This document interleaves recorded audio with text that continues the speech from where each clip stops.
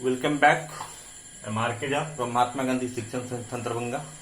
आज हम इस वीडियो में ट्रिगोनोमेट्री का फिर एक्सरसाइज 8.4। इसके पहले के वीडियो में हमने क्वेश्चन 5 का 4 तक आपको बता दिए थे। चलिए शुरू करते हैं। क्वेश्चन 5 का पांचवा क्वेश्चन है, पांचवा क्वेश्चन।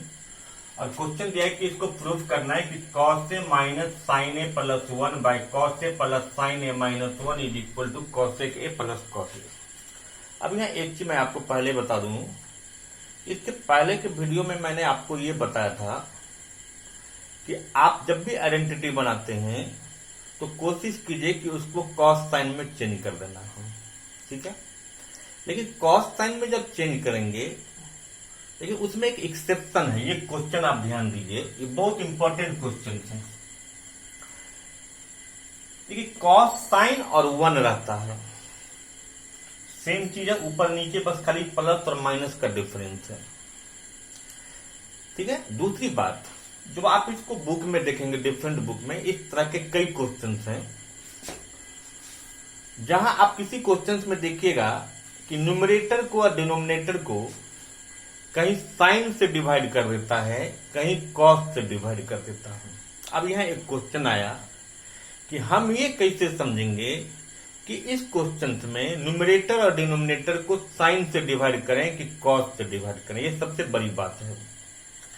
तो आप इसको कंफर्म करने के लिए पहले थोड़ा सा आरएचएस पर नजर डालिएगा। आरएचएस में अगर साइन कॉस दिया हुआ है तो उसमें आप पहले ये देखिएगा कि नीचे में क्या, डिनोमिनेटर में क्या है। डिनोमिनेटर में कॉस है तो कॉस से डिवाइड कीजिएगा, डिनोमिनेटर में साइन है तो साइन से डिवाइड कीजिएगा, ठीक। बट आप यहां कहोगे यहां तो कॉस साइन नहीं है, तो कॉस साइन नहीं भी है। अगर अदर देन कॉस साइन है तो आप इसको मन में सोचो, कॉसेक क्या होता है 1 बाय साइन, और कॉट क्या होता है कॉस बाय साइन। तो डिनोमिनेटर में क्या आ गया, साइन, ठीक है, क्लियर।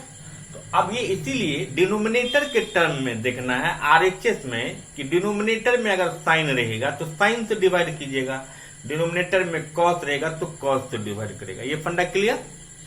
अब चलिए क्वेश्चन है कि cos A minus sine A plus 1 by cos A plus sine A minus 1 को ये लाना है। तो अभी हमने एलएचएस को उतार लिया है और हम इसके न्यूमरेटर और डिनोमिनेटर को साइन थीटा से डिवाइड करेंगे। ये तो क्लियर हो गया होगा कि साइन से क्यों करेंगे, क्योंकि cosec 1 बाई साइन, साइन नीचे है, cot cos बाई साइन, इसीलिए साइन से डिवाइड कीजिएगा। अगर नीचे cos रहता तो cos से डिवाइड करते, ठीक है। अब इसको साइन से डिवाइड करना है, न्यूमरेटर को और डिनोमिनेटर दोनों को। तो देखिए cos को क्या लिखे हम, cos A by sine A. अभी हम न्यूमरेटर को डिवाइड कर रहे हैं, minus sine A by sine A plus 1 by sine A. लिख दिए, न्यूमरेटर डिवाइड हो गया। अब डिनोमिनेटर में आइए, फिर लिखेंगे cos by sine A plus sine A by sine A minus 1 by sine A. लिख दिए। अब ये cos बाई साइन ए क्या होता है, cot A, plus 1 by sine A क्या होता है cosec ए, और ये साइन साइन कैंसिल होके क्या आ गया, माइनस 1, ठीक है। यहां भी cos A by sine A cot आ गया, साइन बाई साइन कैंसिल हो गया, ये 1 आ गया, माइनस 1 बाई साइन cosec हो गया।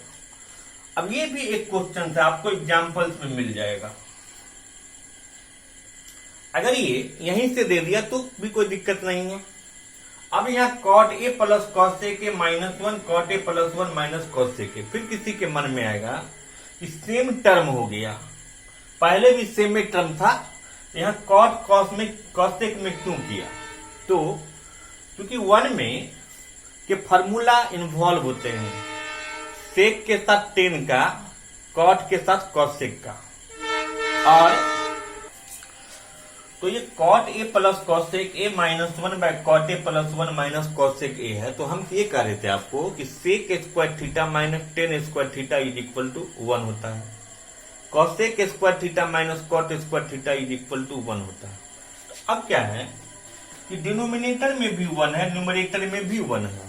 तो यहाँ याद रखिएगा कि डिनोमिनेटर को कुछ नहीं करना है, और न्यूमरेटर में जो 1 रहेगा उस 1 को एक्सप्रेस करेंगे। तो कहीं अगर cosec square theta minus cot square theta is equal to आप 1 लिख सकते हो, तो 1 के जगह पर आप क्या cosec square theta minus cot square theta लिख सकते हो। अब फिर आप कहेंगे कि 1 का तो बहुत फार्मूला होता है, sec square theta minus tan square theta भी होता है, sine square theta plus cos square theta भी होता है, तो वो फार्मूला क्यों नहीं यूज करते हैं?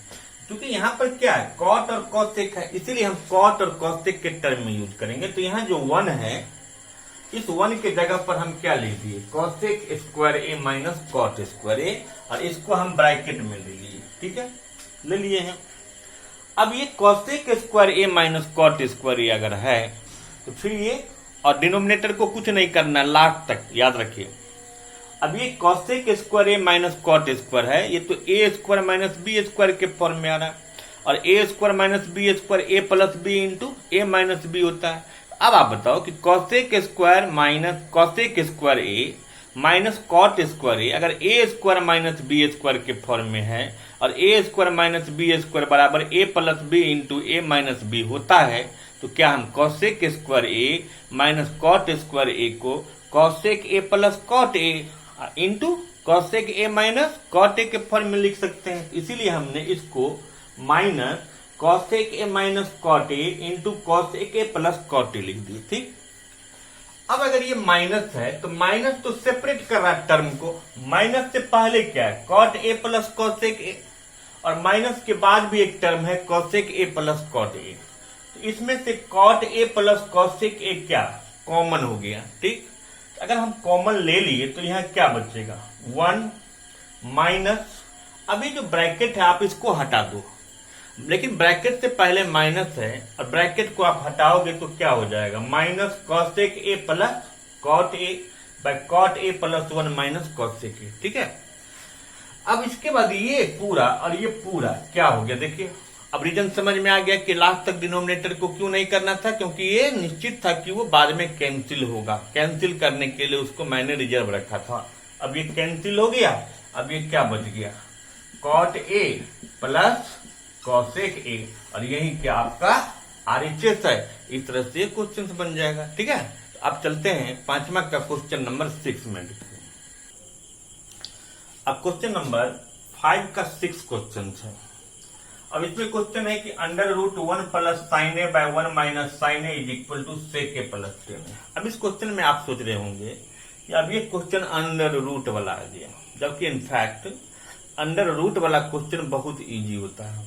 कैसे, उसमें एक चीज हमेशा ध्यान रखिएगा कि जैसे आप 9th में रेशनलाइज करते थे, ए प्लस बी अगर डिनोमिनेटर होता था तो ए माइनस बी से ऊपर नीचे गुना करते थे, इसमें भी वही काम कर दीजिएगा। जैसे यहाँ क्या है, 1 माइनस साइन ए है तो हम 1 प्लस साइन से ऊपर नीचे गुना कर देंगे। तो पहला स्टेप कि आपने एलएचएस को लिख लिया।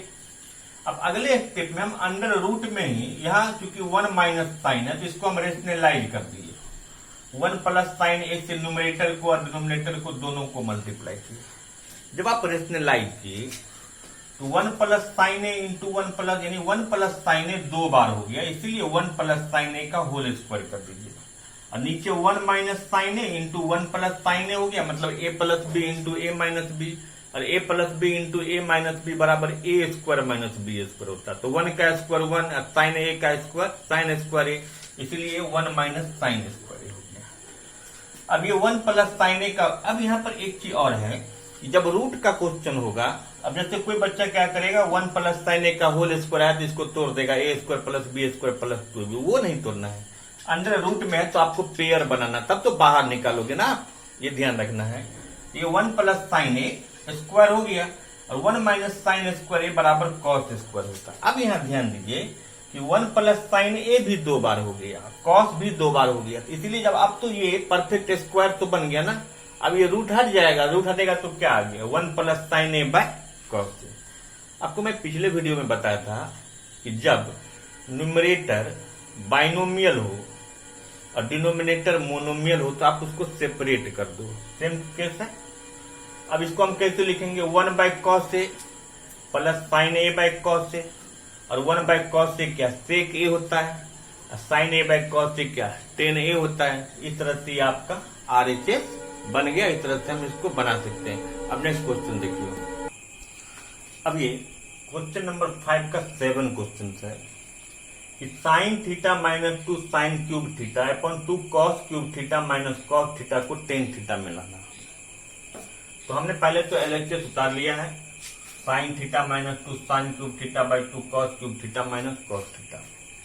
जब आप इस एक्सप्रेशन को देखते हैं तो देखिए इसमें एक खासियत क्या है कि साइन क्या है, दोनों में कॉमन है, साइन थीटा कॉमन ले लिए।